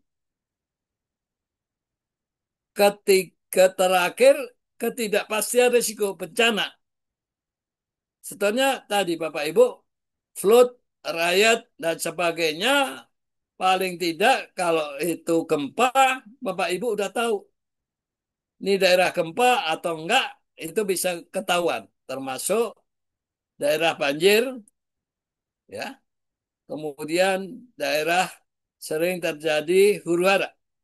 Ini Bapak Ibu. Nah, underrating itu ada dua perbedaan. Yang pertama konservatif, yang satu agresif. Kalau konservatif, seleksi risiko ketat dan selektif. Agresif, longgar, dan fleksibel. Kalau harganya konservatif, premium tinggi, margin aman. Agresif, premium rendah, target volume. Toleransi risiko, kalau konservatif risikonya rendah, agresif tinggi. Tujuan, kalau konservatif untuk profit teknis, agresif pertumbuhan untuk portofolio. Jadi perusahaan asuransi pun itu bisa dilihat apakah dia konservatif atau agresif. Kalau mereka masih memikirkan gross premi, berarti agresif. Kalau mereka sudah memikirkan eh, net premi, berarti mereka konservatif. Jadi dari situ kita bisa lihat maunya agresif atau pertumbuhan berdasarkan portofolio atau uh, profit teknis. Nah, kalau bisa Bapak Ibu diseimbangkan Di hal-hal itu. combine ya Pak ya, di combine. Combine. Karena terus terang Pak, kalau agresif, wah naik. Ini banyak terjadi akhirnya Tumbang. tumbang sakit. Tidak baik-baik saja. Termasuk kasus-kasus yang AJK, asuransi jiwa kredit, dibilang asuransi jasa keuangan. Udah namanya dipelintir lagi, Pak. Jelas asuransi jiwa kredit. Ya, jiwa kredit. Tapi gede, waktu nawarin dibilang asuransi jasa keuangan. J-nya diganti. Nah, begitu diterima, memang setahun preminya, grossnya naik tinggi, Tahun kedua klaimnya udah 100% lebih gitu. Nah, dikombin, seimbang. Nah, makanya mungkin begini Pak Sudarno, semestinya para underwriter pun juga diberikan beban ataupun target atas dan target bawah, ya. Bukan cuma hanya gross return premium ya, tapi juga dia punya net profit ya, sehingga dia mesti mencari bisnis yang bagus, mungkin besar, tapi juga secara selektif, ya cari resiko-resiko yang memang bagus buat perusahaannya dia gitu ya, sehingga eh, atas tumbuh tapi bawahnya pun juga tumbuh net profitnya, begitu ya Pak Betul, Dano ya. Pak. Betul, betul. Tapi ada juga underrating yang enggak dua-duanya, Pak. Punya prinsip sendiri. Mau bisnis apapun saya ambil 10%, Pak. Supaya aman diri sendiri. Ya, tapi dia punya filosofinya apa? Dia punya kemampuan Nah, itu apa? ini. Dia cuman eh, nggak punya ilmu, dia cuman ambil udah 10% aja kata-kata udah selesai. iya, makanya saya dulu di warung lama saya sering manggilnya eh, 10% underrating. Oh, Karena ngambilnya 10% terus pukul rata. pukul rata. Kecuali koin leadernya leader multinasional baru naik tinggi gitu Pak. Itu waktu di warung lama lah cerita. Oke, oke. Mungkin Ya, ada pertanyaan Bapak Ibu, silakan. langsung Pak lanjut. Masih ada 10 slide Pak. Oke. Nah, pendekatan selektif berbasis risiko. Tidak semua risiko harus diterima. Fokus pada risiko yang dipahami, dapat dikendalikan dan layak secara finansial. Jadi banyak teman-teman yang nggak paham risikonya, nah ngambil tadi. Karena apa? Dilihat preminya besar. Akhirnya tadi Bapak Ibu ganti seperti yang saya jelaskan tadi, ya kan? Ada namanya personal accident PA plus. Nah, PA plus plus apa? ND, natural damage. Nah, udah lari. Nah, di hal tersebut. Makanya tadi, kalau kita nggak ngerti dan sebagainya, ya sudah. Tidak, semua tidak ya. Tidak semua risiko harus diterima. Yang nggak bisa kita tangani, kita menangani dengan baik dan bisa menguntungkan, kita ambil. Nah, langkah-langkahnya yang pertama, identifikasi dan klasifikasi risiko berdasarkan tingkat bahaya. Dari low, moderate, atau high. Kemudian kapasitas kita pemegang ya kita lihat juga kapasitas kita ya mana oke ya. Nah di sini Bapak Ibu harus tahu persis ya hal tersebut. Ada pertanyaan Bapak Ibu? Kalau enggak kita lanjut.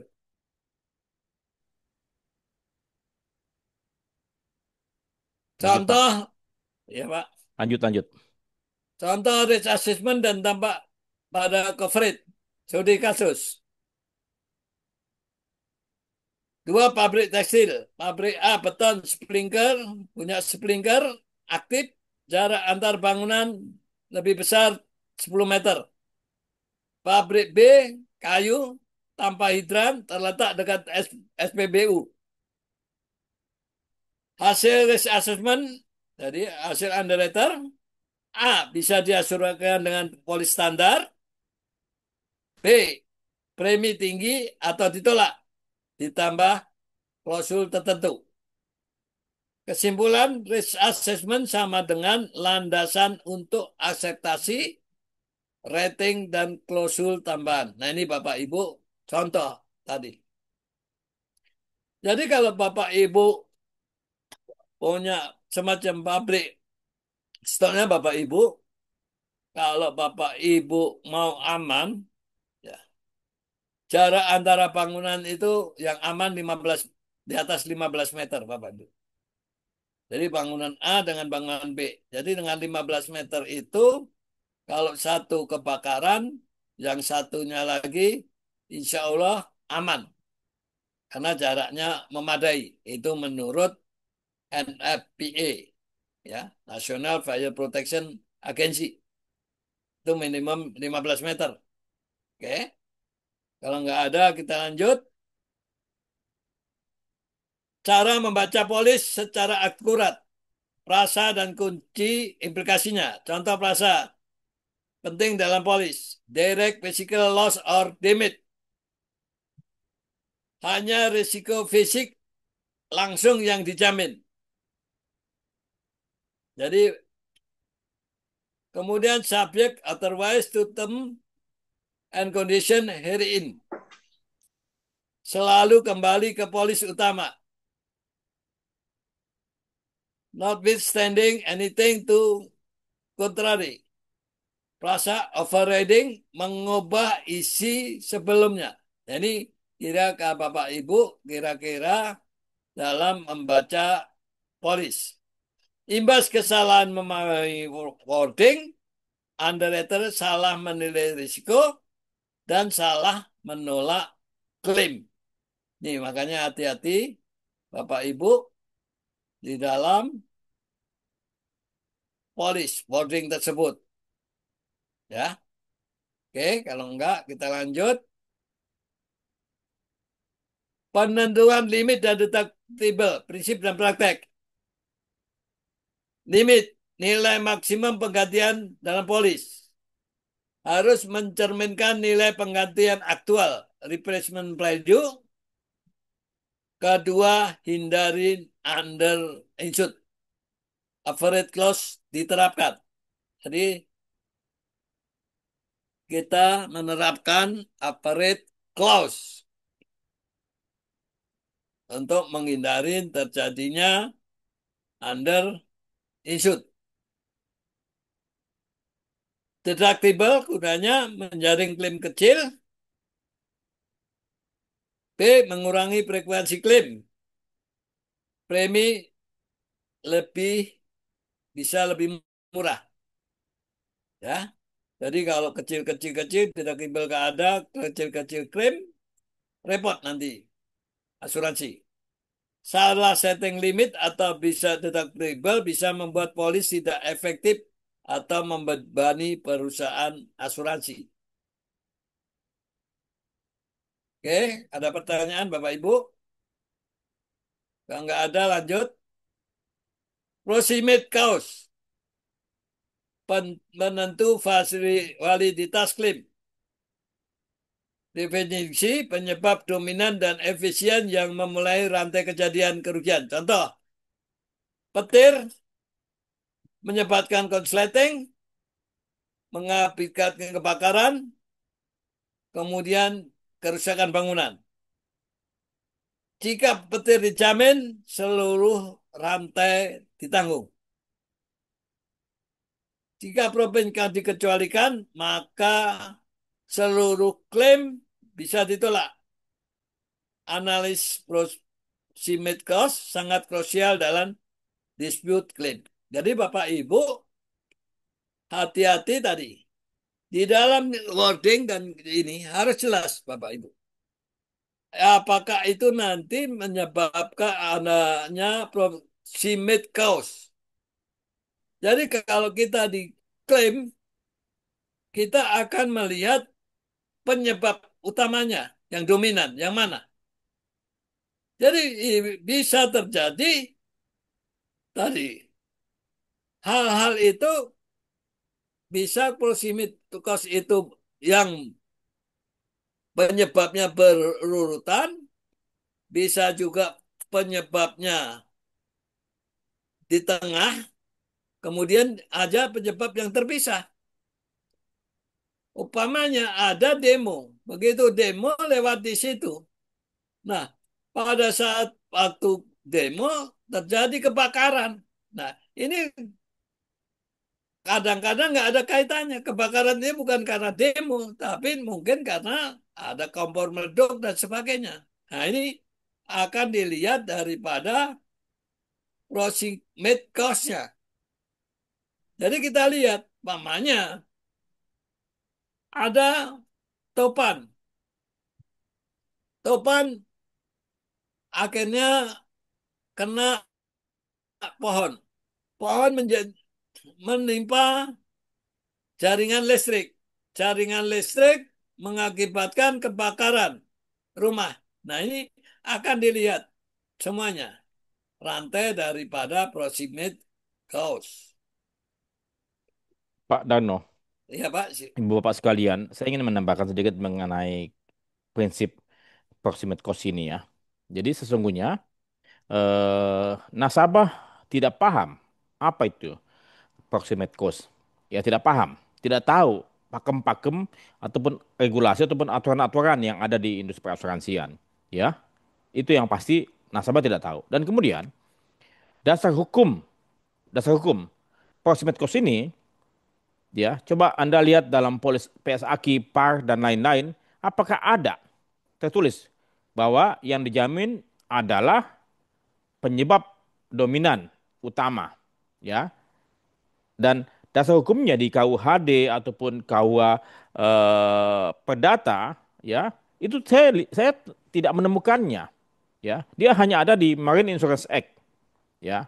Nah, jadi saya terus saja apa ya, sedikit mempertanyakan, ya, apakah katakanlah kita ini memakai eh, English law atau tidak? Karena setahu saya Indonesia bukanlah jajahan Inggris. Sehingga kita tidak mesti tunduk pada English law. Nah, jadi kalau kita tidak pakai English law, tidak pakai Marine Insurance Act, ya. Nah, proximate cost ini diatur di mana? Kita Undang Hukum Dagang nggak ada. Undang-Undang Asuransi eh, nomor 40 tahun 2014 nggak ada. Kita Undang Hukum Perdata tidak ada. Ada di mana? Lantas kok kita sebagai orang asuransi langsung mengenakan itu bahwa Bapak punya kebakaran tidak dijamin karena Bapak tidak beli huru hara atau Bapak tidak membeli topan ya karena kebakaran Bapak itu akibat listriknya jatuh tiang listriknya tapi tiang listrik jatuh akibat apa? Akibat pohon tumbang akibat topan. Nah, ini yang saya pikir mungkin kita semua perlu mencermati, perlu menegaskan dalam polis PSAK ataupun polis yang lain ya bahwasannya polis kita menganut proximate cost. Nah, kita sudah tidak menyebutkan lagi English law ya. Kita coba bikin. Nah, saya nggak tahu nih. Saya terus saja dengan AUI pun juga tolong dibuatkan aturannya. Tapi AUI pun juga mau menggantung kemana, mau menyantel kemana. Ini proximate cost ini gitu loh. Karena tidak ada dasar hukumnya. Nah, ini saya pikir kita nih selalu melakukan praktek ini, tapi tidak punya pegangan, Yes, nggak punya betul, pijakan. Pak. Begitu Pak Dano. Iya, cuma makanya yang jadi kendala juga prinsip proximate cost ini menjadi prinsip daripada asuransi, Pak. Iya, Salah tapi satu tidak ada prinsip pijakannya kan gitu ya. Lucu juga makanya lucu nih. hukum Ya, secara hukum nggak ada kebijakan ininya. nggak ada pijakan hukumnya.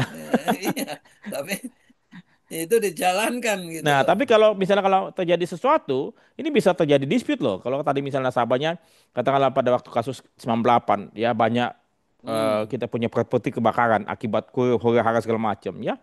Nah, kita bisa bilang, tidak dijamin karena Anda tidak beli kerusuhan, ya. Nah, Tapi gue punya rumah kebakaran akibat api, bukan akibat kerusuhan, kan begitu. hmm. Nah, jadi ini yang saya pikir perlu menjadi pekerjaan rumah kita semua, termasuk AWI, termasuk mungkin OJK juga, untuk dapat membuat suatu aturan ya terkait dengan hal ini supaya tidak ambigu. Karena nasabah nggak tahu ini adanya proximate cost ya. Boro-boro Ya. itu tadi yang insolvent interest aja, kemudian indemnity, Eh, subrogation, contribution, bahkan kan eh, nggak tahu. Ya, kita lah yang mesti menegaskan dalam polis kontrak yang kita jual kepada nasabah. Begitu Pak Darno, makasih. Iya, terima kasih Pak. Tambahnya, memang yang kendala di sini setelahnya harusnya asuransi itu mengganti akibat daripada sesuatu kejadian yang tidak disengaja dan terjadi tiba-tiba, akibatnya diganti gitu. Tapi ini kan enggak. Kalau ini ah, semacam tadi jatuh air petir dan sebagainya, nggak ada hubungannya. Nah, ini kan repot gitu loh Pak. Oke, kita lanjut aja. Nah, contoh klaim dan analisa coverage kasus kebakaran pabrik. Kebakaran akibat hubungan arus pendek. Polis PSAKI dengan perluasan RSMDCC dan STFI. Analisa dijamin oleh PSAKI. Kebakaran risiko dasar. Jika hanya STFI ditambahkan, RSMD harus diperiksa jika ada perusakan pihak luar. Nah, kemudian kasus ledakan boiler. Boiler meledak karena overpressure, menimbulkan kerusakan gedung. Polis EAR dengan mengecualikan mechanical explosion. Analisa jika ledakan dianggap proximate cause dan dikecualikan, klaim bisa ditolak. Nah, tadi seperti tadi Bapak Ibu. Ini harus jelas, harus dilihat ledakan itu akibat apa gitu. Nah, ini contoh yang tadi. Hal-hal terjadi masalah terkait dengan proximate cause. Nah, ini bisa lari dari hal tersebut. Oke. Sekarang tip membantu tertanggung memahami polisnya. Jadi Bapak Ibu, ini biasanya yang harusnya menyampaikan ini adalah marketing ya. Gunakan pendekatan edukatif. Sederhanakan istilah teknis, kemudian gunakan analogi dan ilustrasi grafis, fokus pada apa yang tidak dijamin. Jadi, kemudian berikan dokumen pendukung, ringkasan manfaat polis, checklist proteksi, prosedur saat klaim, tujuannya meningkatkan kepercayaan dan menghindari dispute pada saat eh, klaim ya, menghindari dispute klaim. Jadi Bapak Ibu, ini kadang-kadang tertanggung pun tidak membaca polis tersebut. Dan eh, istilahnya baru setelah terjadi klaim baru dibuka. Dan kita tidak menjelaskan hal tersebut. Itu. Ada pertanyaan Bapak Ibu? Penuh. Ya Pak, silakan Pak. Iya, jadi seperti kita pahami bersama bahwasannya sebagian besar atau mungkin mendekati 100% lah ya, nasabah yang membeli polis dari kita semua ya tidak memahami apa yang mereka beli.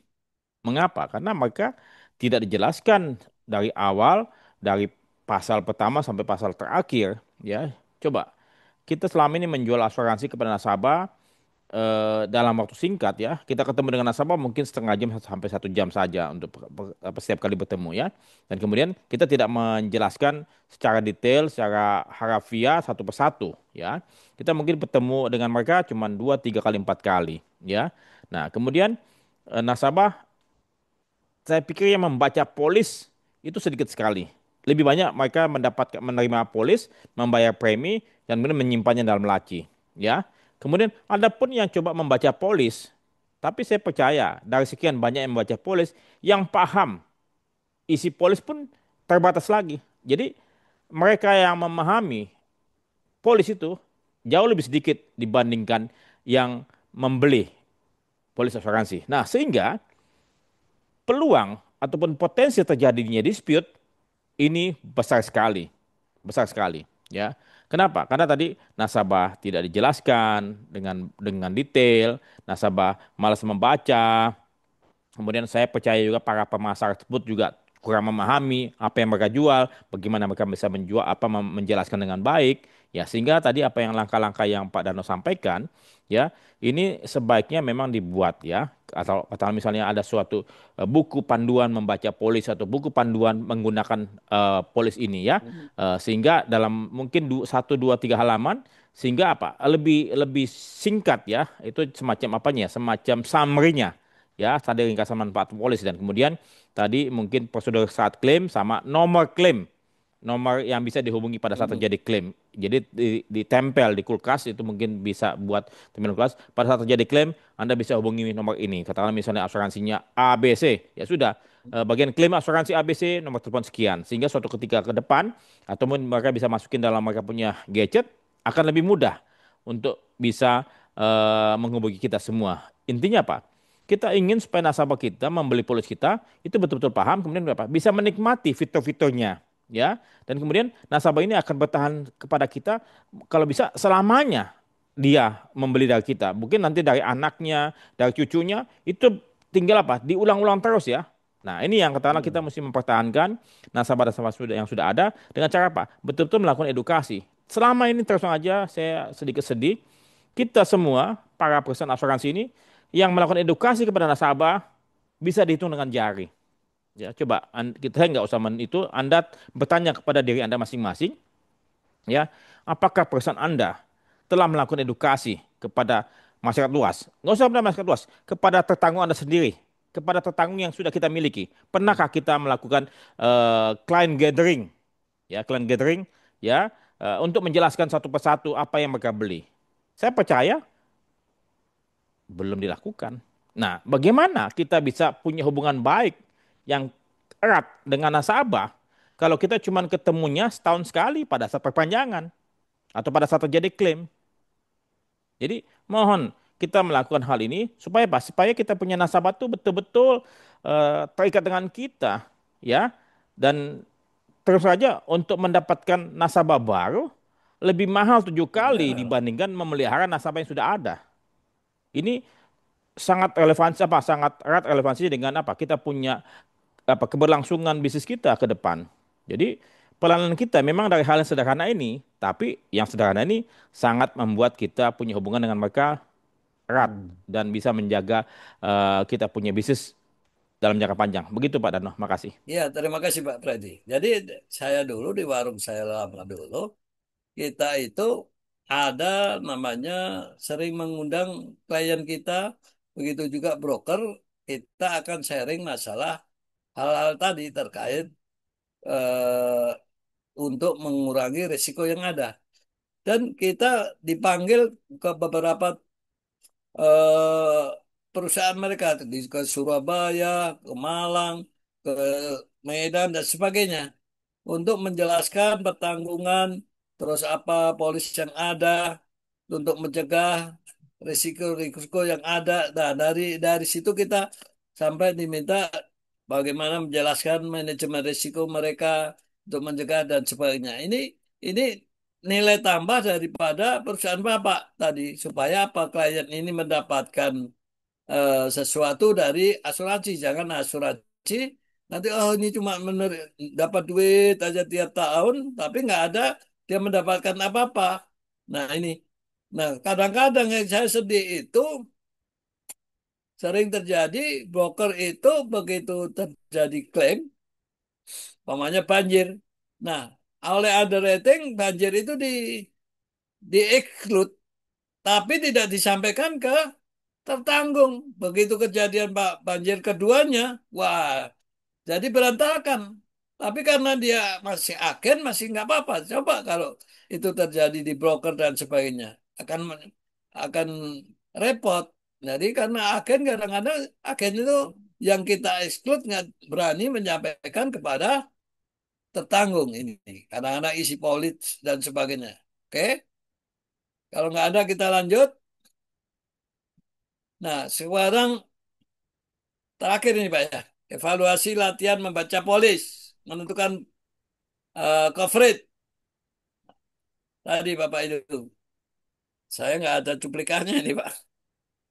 Nah, jadi Bapak Ibu tahu jaminan apa ya PSAKI dan EAR. Begitu juga apa syarat-syaratnya. Kemudian apa ada pengecualian yang berlaku. Nah ini Bapak Ibu. Ya, ini sebetulnya untuk latihan saya nggak ini saya Pak lewatin Dano, aja. Pak Ya. Dano, sedikit tadi mengenai yang Bapak sampaikan bahwasannya pada waktu polis pertama hidup ya, kemudian ada klaim banjir dibayar ya. klaim dibayar ya. Hmm. Kemudian pada saat perpanjangan budgetnya di-exclude kan tanpa Ya, memberitahu kepada tertanggung ya. nah, betul Pak. Itu Ya, pernah terjadi Pak. ya jadi tapi kemudian kalau misalnya itu agennya yang tidak menyampaikan, maka kalau tetanggung tidak tahu, ya maka mestinya tetap dibayar. Ini suatu cerita nih, suatu Eh, cerita ya. Bukan ilustrasi tapi suatu cerita fakta sebenarnya ya. Ini dari kawan saya namanya Joko Trenggono ya, yang dulu direktur di sebuah perusahaan asuransi joint venture, technical director dan kemudian saat ini jadi pengacara asuransi ya. Jadi beliau menyampaikan bahwasannya ini polis sudah berjalan selama setelah berapa belas tahun. Oke. Kemudian pada tahun ke-10 ada suatu perubahan kondisi. Suatu perubahan kondisi atas polis tersebut ya, atas polis tersebut yang tidak dijelaskan kepada tertanggung. Yang tidak dijelaskan kepada tertanggung. Kemudian terjadi suatu klaim di tahun ke-12 ya. Kemudian perusahaan asuransi ini menolak klaim ini karena tidak dijamin. Tetapi tertanggungnya setahu saya pada waktu saya membeli 12 tahun yang lalu itu ada jaminannya. Kenapa kok tiba-tiba tidak dijamin dan tidak dijelaskan pada saya? Nah, akhirnya si Pak Joko ini diminta oleh si bule ini, tolong Jok, kamu lihat dokumentasi kita ya sebelum-sebelumnya bagaimana. Nah, ternyata betul adanya bahwa sejak pertama kali penutupan itu resiko tersebut dijamin. Tiba-tiba di tahun ke-10 ada pengecualian yang tidak dijelaskan ya dalam surat dan dijelaskan secara tertulis atau secara langsung kepada nasabah ya. Hanya polisi saja langsung dikirimkan ya. Tertanggung kan untuk renewal kan dia tidak melihat lagi, dia pikir ya renewal apa seperti tahun-tahun lalu kan.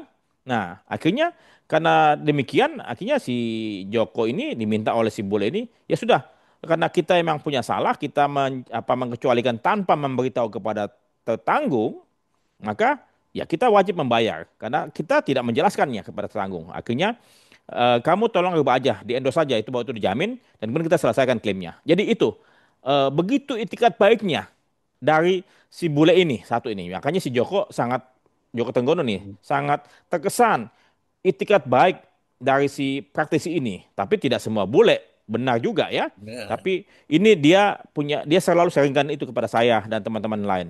Jadi kalau misalnya kita ada perubahan apapun di perjalanan polis kita mesti informasikan secara tertulis dan kemudian kalau bisa Hmm. kita datang untuk menjelaskannya. Begitu Pak Dano, makasih. Iya betul Pak. Jadi Bapak Ibu hati-hati. Kadang-kadang perubahan itu bisa kita tak tahu. Ada juga perubahan-perubahan itu ada kesalahan-kesalahan pada waktu mencetak polis tersebut. Nah ini hati-hati Bapak Ibu. Makanya polis sebelum disampaikan, nah ini lebih bagus Bapak Ibu eh, cek kembali. Jadi karena kan yang nyetak bukan Bapak Ibu, yang nyetak kan bukan underwritten, mungkin bagian yang lain. Nah ini kadang-kadang ada beberapa miss daripada isi tersebut. Nah yang batal yang seperti kita sampaikan tadi saya dengan Pak Freddy, kita itu merubah, tapi tadi agen itu nggak berani menyampaikan ke tertanggung. Ini terjadi, sering terjadi. Karena apa?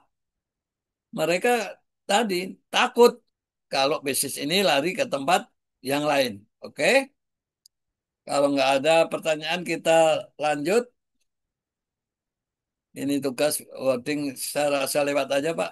Nah, sekarang kesimpulan.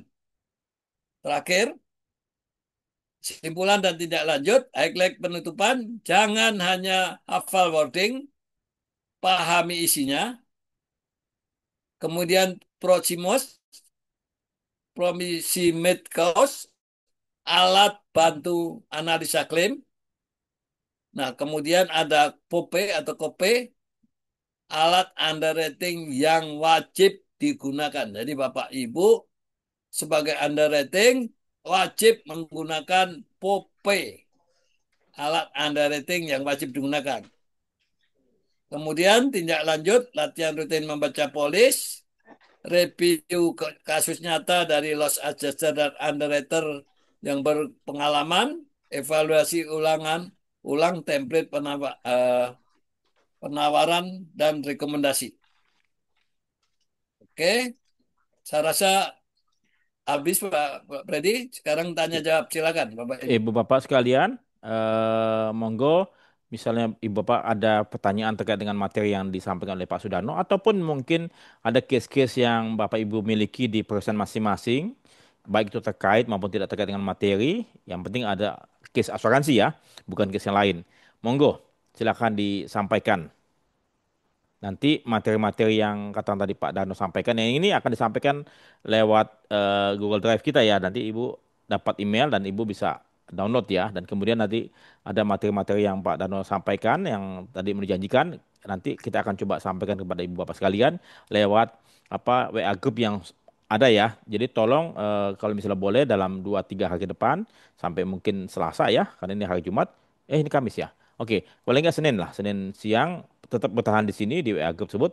Nanti saya akan minta Pak Dano mengirimkan pada kami terlebih dahulu materi tersebut sehingga kita bisa miliki dan kita akan bagikan pada Ibu Bapak lewat Google Drive. Begitu? Ibu Bapak silakan kalau masih ada pertanyaan. Baik, saya pikir semuanya sudah cukup baik dan kemudian sebelum kita akhiri pertemuan sore hari ini, bolehkah kita berfoto bersama Pak Dano? Saya izin untuk apa share Terima screen-nya kasih. dimatikan. Bentar, Pak. Oke, kita buka. Oh, stop. Bapak stop share, ya. Stop. Oke. Oke. Kemudian kita tolong buka semua ini ya, tolong buka apa? eh itu tolong Aisyah, tolong kamu buatkan ini ya, buat Pak, capture, di capture ya. Oke, di capture tolong supaya semuanya dapat. satu, dua, tiga.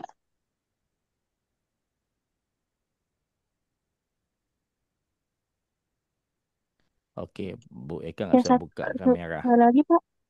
Nanti boleh sekali lagi. Eh, Bu satu, Eka. dua, tiga.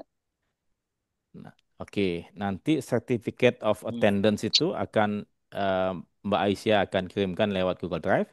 Silakan Anda download nanti ya. Begitu Ibu Bapak sekalian.